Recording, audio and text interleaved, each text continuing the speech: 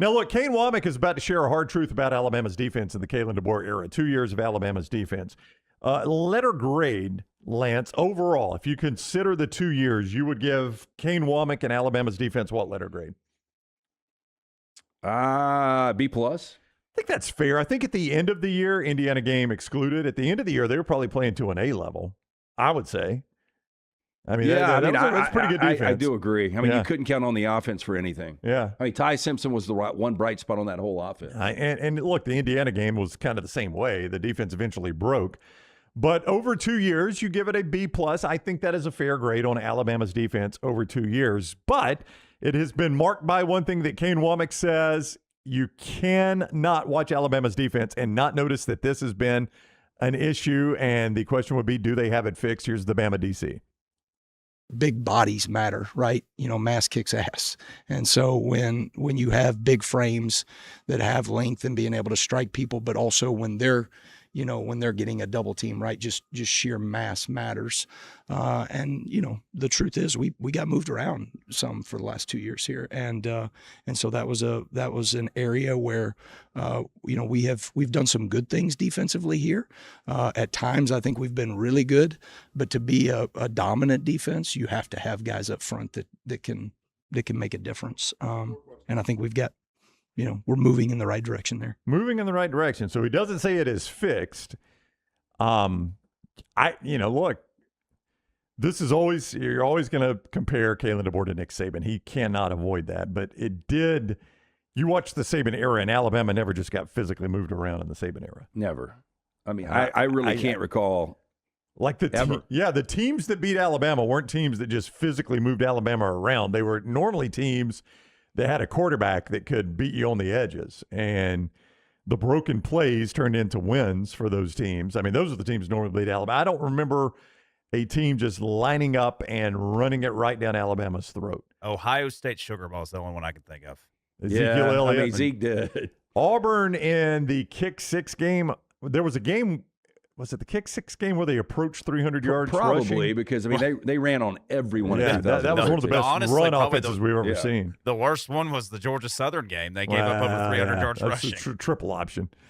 I mean, all right, so we've done, 17 years of Nick Saban, and we can remember 3.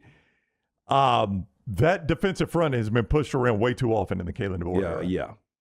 And Kane Wommack says, look, you can't watch it and deny that they've gotten pushed around way too much. The question becomes, can they fix that? As you look at some, video from Alabama's camp, can they fix that? But here I am, Lance. I'm looking at Alabama's schedule. I mean, the first team you would have to worry about just lining up and pushing Alabama around would be Georgia, wouldn't you think? I mean, you would think. If you have a problem with Kentucky. Yeah, I just don't think Kentucky is a team that is going to up front be able to just I don't either. Manhandle you. And I know East Carolina shouldn't. I don't think Florida State's quite there yet. And, I mean, that wasn't even Oregon's MO under Will Stein. Yeah. No, it's true. You're right. A lot of movement, but you didn't really have a physical offense. South Carolina, I mean, talented at quarterback, talented at receiver. I don't know that they're going to be a team that's just going to line up. They got some players up front, though. I mean, maybe that's a team where, Alabama has a little more trouble. At State, you would hope that's not the case. I've got a crazy stat about Mississippi State. I say it's crazy. It may not surprise you at all. I think Georgia's the first game, Saturday, October 10th. You'll have 5 games under your belt before I think you really see. If it's an issue before then, it's going to be an issue against Georgia and probably Tennessee and probably Texas A&M and probably LSU. Man, I'm telling that.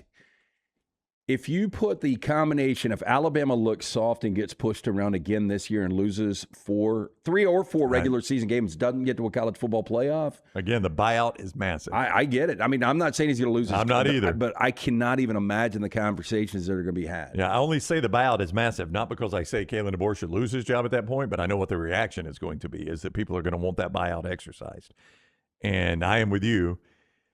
You look soft and get pushed around up front 3 years in a row. Boy, that Georgia game.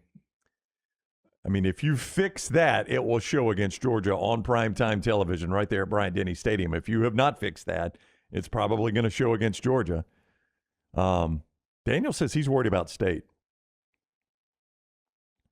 Daniel, Alabama fan. Well, he says worried about State. Is that Mississippi or Florida? Yeah, Mississippi. Okay. I would assume. I mean, I think most people around here, when they say state, they're talking Mississippi. It's in Starkville. The atmosphere is going to be incredible. It is going to be an early game, though. That's helpful. It's not going to be a night game. Yeah. Because if you go back to the games that they blew last year, they were night games. I know Texas was night game, right? Tennessee, I think, was a 2:30. You're talking about Texas and Tuscaloosa? No, I'm talking about in Starkville. Oh, in Starkville. Yeah, My apologies. Jeff Levy really coming close multiple times last year. Yeah. Yeah, that is a day game in Starkville. You don't play a road night game until potentially at Tennessee, so you don't have to deal with that. But it's a day game in Starkville. Man, I like Jeff Levy a whole lot. If you're worried about state, that's a bigger problem. Yeah. I don't. Let me give you that Mississippi State stat while I'm thinking about it here. I saw this over the weekend, and you're going to have to give me 2 seconds because I saved it because I want to get it absolutely right. I am the king of seeing something on Twitter and then absolutely forgetting to save it.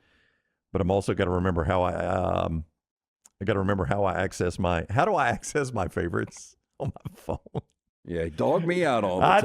I do, but I can't remember. To me and I can show you. No, you don't know how to access your. Oh, my phone. You know how to access my favorites? No, I don't. I knew you didn't. Your favorite what? The tweets that I've hearted. Likes? Yeah, likes. Just go to your homepage and go, and it's like the right-hand tab on your homepage. On my phone? Yeah. No, it's not. That's the problem. I can't find it anymore. Okay, what are you I got it now. for? No, I got it now. I found it. I remember where it is now. All right, here it is from James Bryant, who is a Mississippi State alum, but he's a weatherman. So I'm giving him, being a Mississippi State alum, I think he's gotten this right, but he does weather, not sports. He says, this is a wild stat, James does. Mississippi State has not beaten an SEC team other than Arkansas since Mike Leach was the head coach. One more time. Mississippi State has not beaten a non-Arkansas SEC team since Mike Leach was the head coach.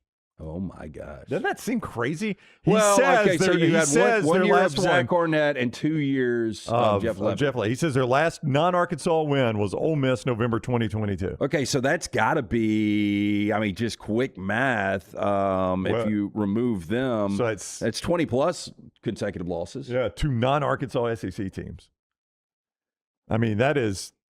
That is insane to me that they have done that poorly against the rest of the SEC. And it's, by the way, also an indictment stat on Arkansas. It tells you how bad Arkansas's been, in case you've forgotten. That's exactly what Charlie says in the chat. That says way more about Arkansas than Mississippi State. It probably does, yes. Ross says Jeff Levy is 1-15 in the SEC. Not a crazy stat. I think 1-15 in the SEC is a crazy stat. I think it is, too. But he's been close. You look at year one, Mississippi State seemed improved in his first year, and then definitely improvement. It just didn't really go up in wins. It did, but not really. Yeah.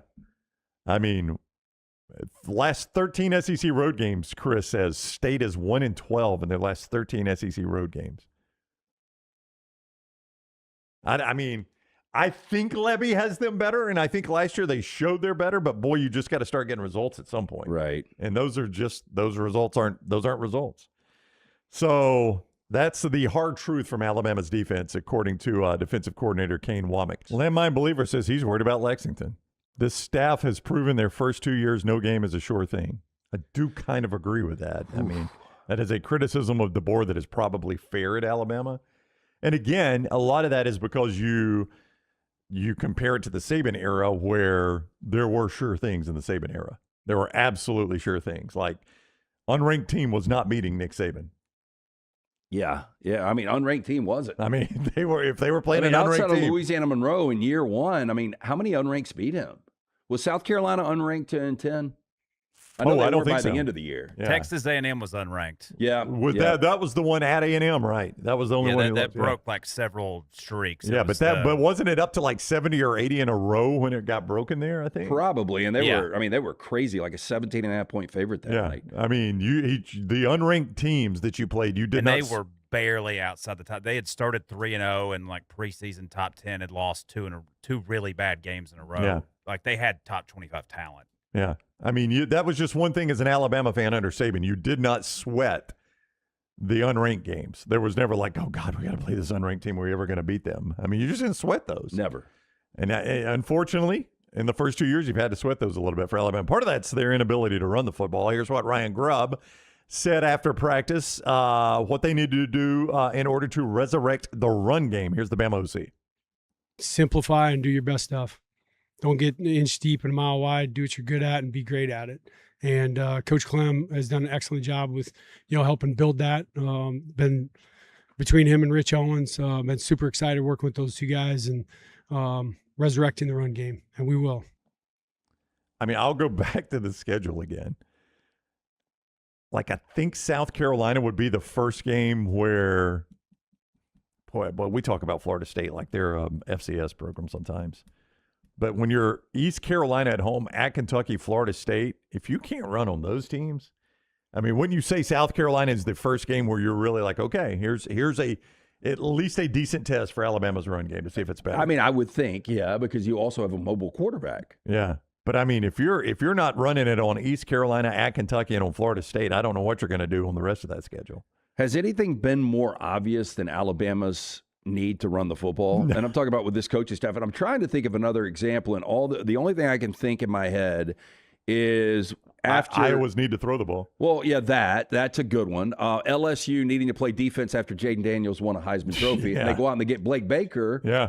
And it did get, I mean, the defenses have gotten much better. Well, you're just putting a lot of faith in the fact that Adrian Klemm can fix the offensive run issues. That it's not scheme, it's not Ryan Grubb, it's not the backs, that it is the offensive line. Because that's the one thing that has changed is pretty much the entire makeup of the offensive line and the offensive line coach. I mean, that's the two things that have changed. So there's your weekend. We'll hear some more from Alabama and Auburn as they both hit the practice field and talk to the media over the weekend. But that is the inconvenient truth about Alabama's defense and Ryan Grubb on them fixing that run game.